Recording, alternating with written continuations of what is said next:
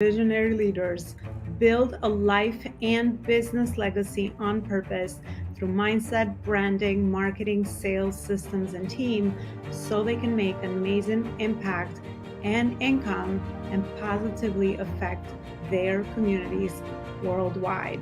Ensure that you are sharing this show, you're subscribing, and you also are leaving us a review so we can create more amazing content around those areas to help you level up to the next level and also bring amazing guest experts that can share their knowledge and expertise with you so that you can create amazing legacy.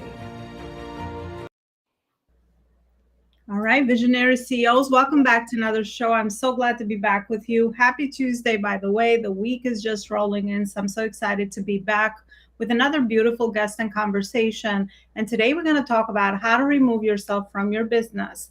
Not that you want to, but so you can stay in your area of genius.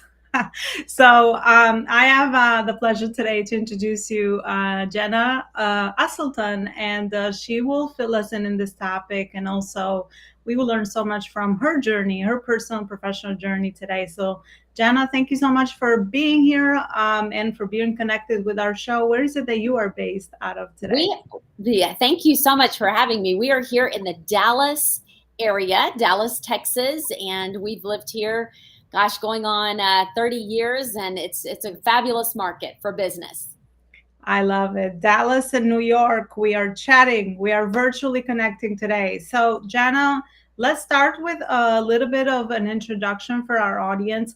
I usually don't want to introduce my guests because I believe there's so much wisdom in our journey, whether it's personal or professional journey. And there is a reason why we do the work we do, or we feel called to do the work we do. So if you could share with our audience a little bit around some of the most meaningful moments. I know it's hard because our life journey is short and long at the same time, but some of the most meaningful moments that you really feel impacted the work that you do today. Oh, absolutely. And I know hopefully we're speaking to those entrepreneurs out there that are the ones that either are starting out or that can look back like me and say, wow, this has been an incredible journey. I know some of my defining moments was, getting out of college and going, okay, where are the jobs? They're just going to come to me. So not really having a plan and just kind of living life by default led me into working corporate America. Not my passion, not my dream. However, the skill sets I learned in working with corporate, JCPenney Corporation, Texas Instruments, those type companies really helped me model and frame what a true business should look like and how it should be run on the inside. So we started with our staging and design company. I had a passion for real estate and design. So the mix was helping homes get ready for the market. I loved real estate. I absolutely still love real estate. But no one taught me how to run a team, grow a business. You're really not learning that in college. And so my biggest paradigm shift was I did not need to be a business owner that was a solopreneur that only did it alone. I needed to grow a team. So one of my mentors said, you need to read, Ultimate Sales Machine by Chet Holmes. You need to read E-Myth Revisited. You need to get to become a student of business.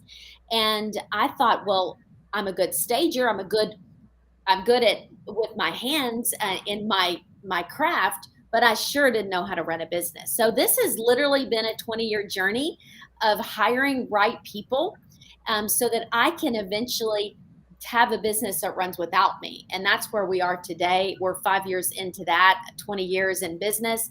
And we have an incredible team that take charge. I'm headed to New York tomorrow with our family, and the business will keep running. So getting it in order so it can run without me, that was my early shift in belief.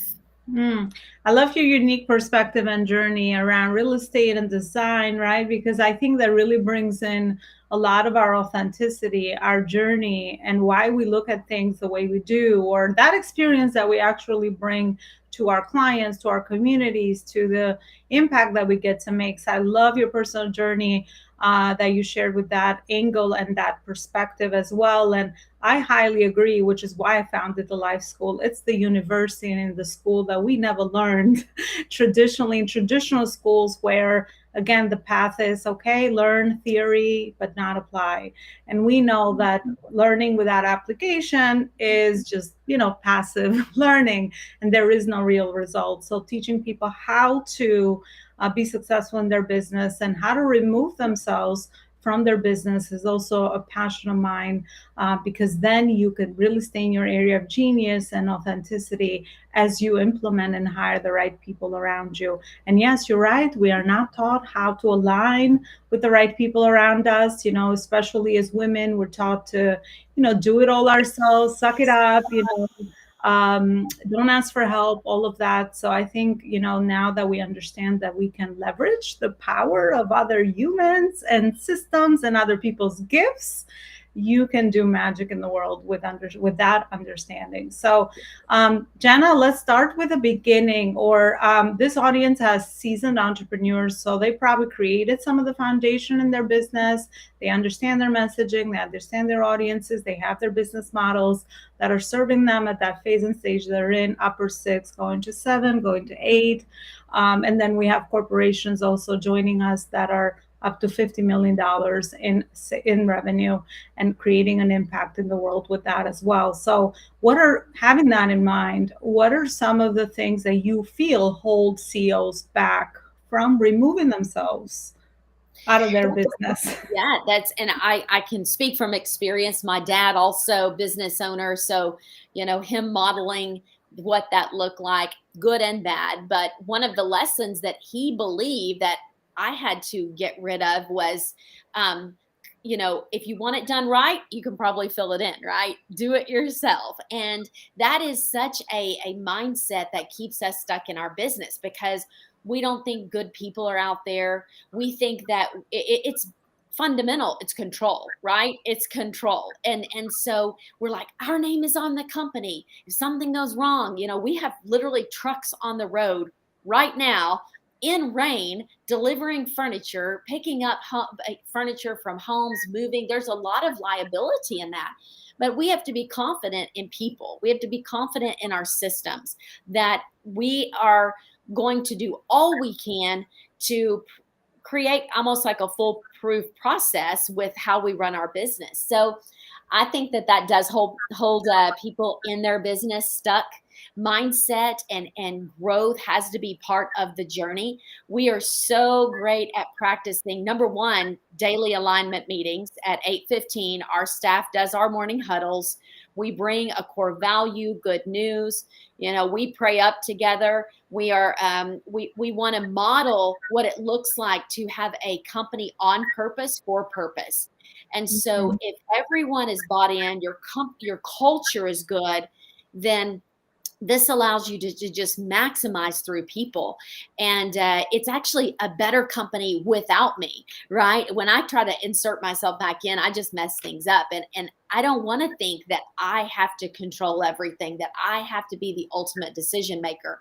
Now, you got to pay for good people, but good people will build a business within a business, And I would just say another big thing is getting into 10X belief system. We're part of that community, and sales is sales, marketing is marketing, right? Those key things are fundamental for no matter what industry we're in. We have to have a great marketing team and systems, and we have to have good conversion, and then we have to deliver what we've promised. Those key critical things, a business can expand. And as a business owner, I have to keep moving. I have to be 10 steps ahead.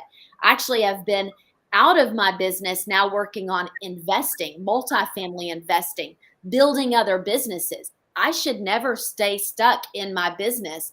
I should always highest and best, continue to transition, and now get outside of my business so I can allow my team to come back and invest in other things. So I'm modeling that to them. And I think that's been the beauty of Journey. I love so much of the things that you said, but most importantly, the think big. I think we think too small. We think out of our limits. And yes, I get why, right? Because again, we're just too scared. We're just too scared to think that big. I think everyone that starts a business, that's one of my missions, even with the online industry of coaching consulting in the field that I am in and you are in, sounds like as well. I think it's important to understand that, there's so much creation that you can do, but a lot of the fear that holds people back is from, well, I don't know, big business, more problems, more responsibility, more moving pieces, more of that and more of this. But I really think that when we work with vision and, with mission for the future, then the decisions we're making today, we're not making them out of scarcity or a fear-based mindset, because we know that everything is an investment towards that bigger vision. And I want to even redefine the way that we think of expenses in our business, because if you understand that every money you put in the business is actually an investment. Even if you're renting an office, it's an investment, right? A tool you're buying is an investment. A mentorship program, just like you said, surrounding yourself with those environments that think big, and you have no choice but to kind of take all of that and open up your own vision, is really, really important. But there is no such thing as expenses. Even in my home, once you know what you're doing and your values are aligned, I don't see anything as an expense or something is expensive. It's adding value to my life. And if Right. we are smart about the decisions we make, there's always a return on that investment. And we have to be patient, because sometimes when we're growing something massive, we have to learn a lot of discipline and patience, because we're planting seeds for years to come. So always connecting the future to the present moment so we make the right decisions is such a powerful thing. And I see such a big gap in the market, also in the online space, where people are just giving themselves a self-employment position. I'm just a coach, I'm just this, I'm Yes. just that. No, you're not just that. You're a company founder, right? You are the CEO of your life and company. And from there, you can just go big and you can create and do it step by step, obviously, because there is a process. And I agree with that as well. I love that. So, Jana, I was going to ask you around your CEO role, right? Because you are the CEO of your company, and we often talk about, these are not my concepts, right? Being, the artist, the visionary, or the integrator in your business. So, what is your perspective on those three roles, and what have you discovered personally? Where are you in that positioning in your company? Because it ties very nicely with our topic today, how to remove yourself from the business so you stay more on your visionary role. For example, I've gone on and under so many tests, and I know I'm the visionary of the business, right? So understanding your unique type and makeup is really important, so that you know how to surround yourself with all the right people around you to move the vision and the mission forward. I would love to hear your thoughts around that. Yes, I mean, I love the visionary integrator. Rocket Fuel talks about how every business needs both, and then you think about the dreamer, you think about the artist, the people that are building, like they're building something from nothing. I mean, that's what we are doing as business owners. Business didn't exist, now to existence, unless we're buying businesses, which is not a bad idea these days. However, you have to continue to dream, continue to create. And for me, I don't even see myself as the CEO. I see myself as an advisor to my business. I'm just the business owner.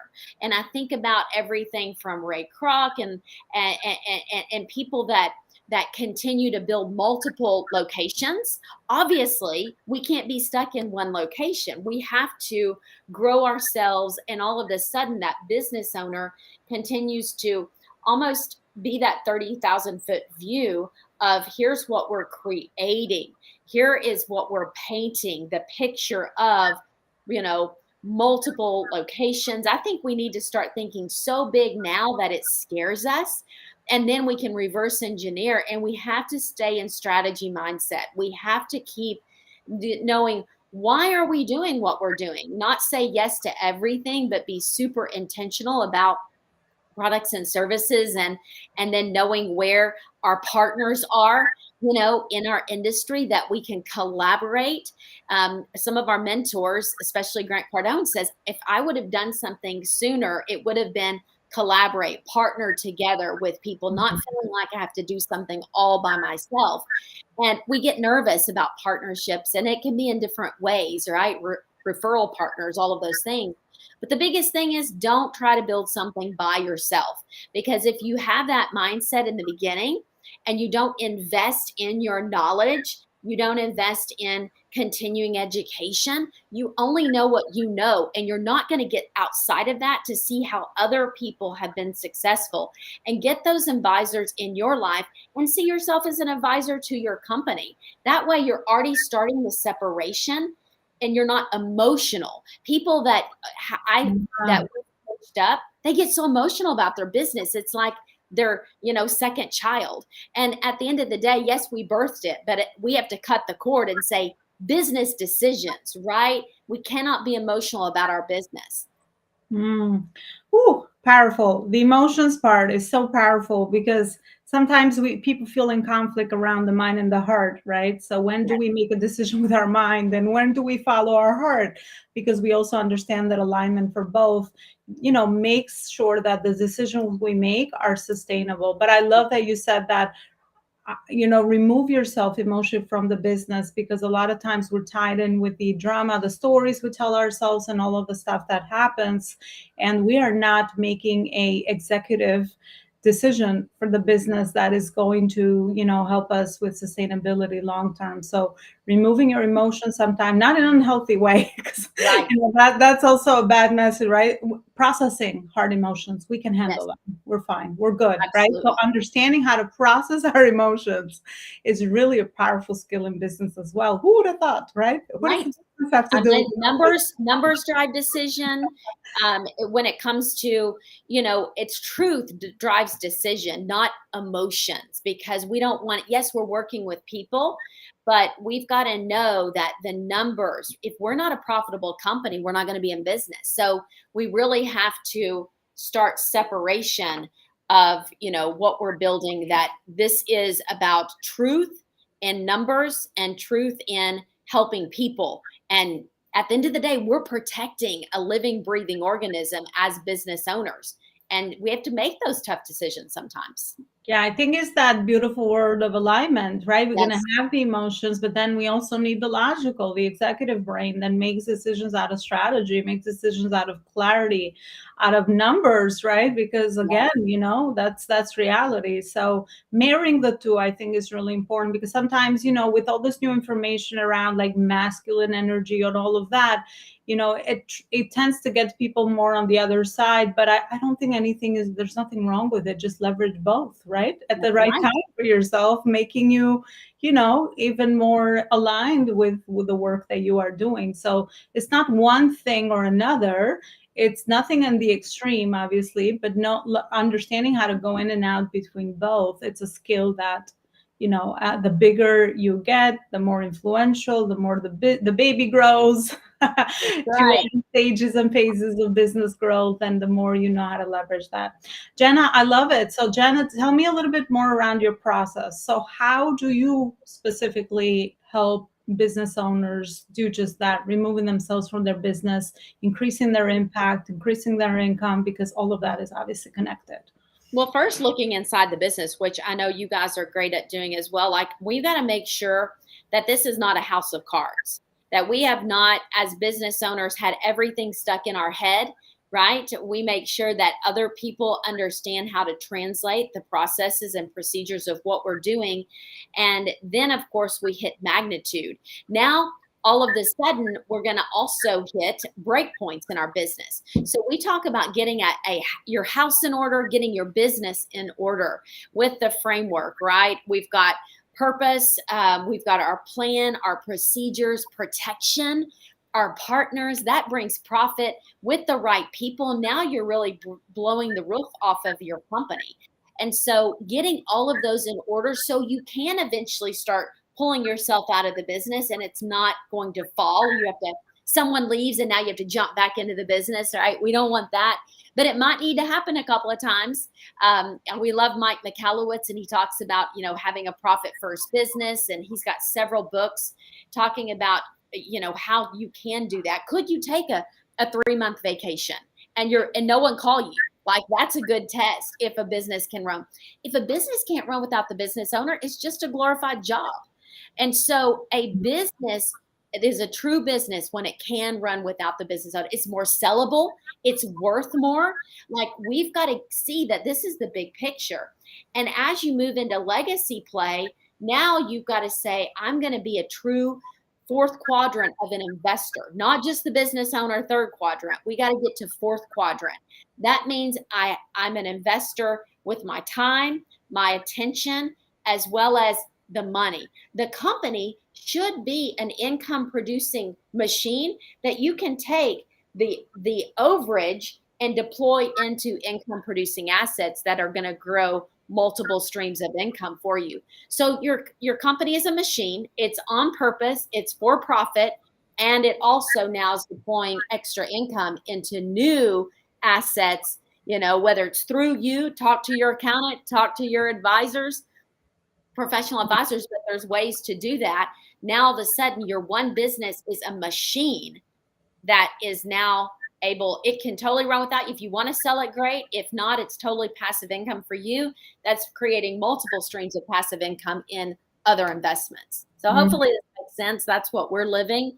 We've literally, we have multiple businesses, and we also buy multiple multifamily, apartment complexes that are we're buying businesses there. They are businesses. So they're able to probably, our goal is double within a 7 to 10 years. So you buy something for 30 million, and a goal is it's worth 60 million, and within 7 to 10 years. It's hard to do that with a business. That's really, you're not having to manage it and actually do the hands, collect rent checks. You're just managing the managers. So it's a whole nother level of thinking, but it all started from your business. It started from that one entity that allowed you now to grow into others, other multiply, right? Multiplication. So beautifully explained, Jana, because a lot of times that's what it is. People need to understand what all the process, all the stages of the process are to growing a business. I don't think a lot of people even have the awareness and the education that what exists on the other side. And I love that you said self-employed, right? To now you have a business, you start, now you're the business owner. We all start as self-employed, solopreneurs. Right. Then we go to, we're the business owner, right? And then to the next level, we go into making sure that we are leveraging team and systems to come out of the business, right? So we maybe go into the investor bucket of things. And then we eventually grow legacy business for whatever purpose that serves you, right? Whether that's, your baby is an entity that it moves without you, or you are going to sell it, it becomes an asset, right? Because now you created something that if you remove Jana and Elona out of the business, then the business is profitable. So that's how you have created leverage. And that's where you make a decision depending on your visions, your goals for the future, what you do with that, right? But going into investor status is really important as well. If you want to grow that wealth to do more good in the world, because a lot of people here are purpose driven, including me, right? So we go into the business world, not because I necessarily care so much about the business world. I just saw entrepreneurship as that channel for me to be able to grow through all these different phases and, get to the massive impact and the income and legacy for generations after generations after generations, if that is in your calling, right? Everyone, has their own things. But I think it's understanding all those different cycles that businesses go through. It's powerful because I don't think people even know what's on the other side. What am I working towards? Right? So for me, I've always been a student of what is this leading me to? Otherwise, I will do the hard work, right? And I think that's another big piece that is missing for a lot of entrepreneurs is understanding what are you working towards, because you are going to be persistent, go through the challenges of the day-to-day if you understand what you were building on purpose profit years down the line, because you are clear, you have a vision, and you know that this process is going to keep repeating. And you can also get there with the right tools, information, knowledge, accountability, all the things that you need to grow personally through this process yourself. So Absolutely. powerful stuff. Well, Jana, thank you so much. You know me, and you can continue on and go into topic after topic, but let's wrap it up here. Let's give people a final message from your school of life, and also where is it that people can continue this beautiful conversation with you? Absolutely. So you guys can reach us at Model Business Alliance, Model Business Alliance, and get plugged in. Our goal is to create an alliance of business owners that are moving themselves, transitioning themselves out of their business so they can experience that freedom of true investing. And it is a mind shift. So we're here in Dallas. We'll have a big Connect Con 2023 coming up, our big conference in November. Any way you guys want to connect with us, again, Jana, and we are here at Model Business Alliance. And we just want to continue a conversation. If we can help anyone out there, we've got a lot of free stuff. So we're here to help you guys. I love that. Thank you so much for coming up with so many beautiful resources for people to continue the conversation, for our community as well. I really appreciate your time and all the wisdom that you shared with us, Jana. It's beautiful, and definitely we will connect, because the beauty of anything is the relationships and the collaboration that we get to have. So we will definitely connect personally as well. And I encourage all my listeners to always connect with all our guests, because you just never know. It's the power of your network. I'm telling you, the bigger you go, the more you realize that it's always about people. Yes. Right? The people are the ones that support you. The people are the ones that give you opportunities. So that is like, invest in the energy of really serving and being of service and being of value, and all the right opportunities will absolutely align with you. I also have a free masterclass coming up next Tuesday at 12 p.m. Eastern, and I will be teaching my foundational framework to get to $1 million business, because purpose-driven entrepreneurs with impact and money can do more of what we talked about today. Right. Continue the cycle to grow and make a bigger impact and income, and then you decide what your legacy will be. So Jana, thank you so much. You know what to do. Wherever you are listening to this show, subscribe to our YouTube channel, and also all major podcast platforms. You'll find our beautiful guest and this conversation. Thanks again, and I will see you with another show. Bye, Thank everybody. you, guys. Bye-bye.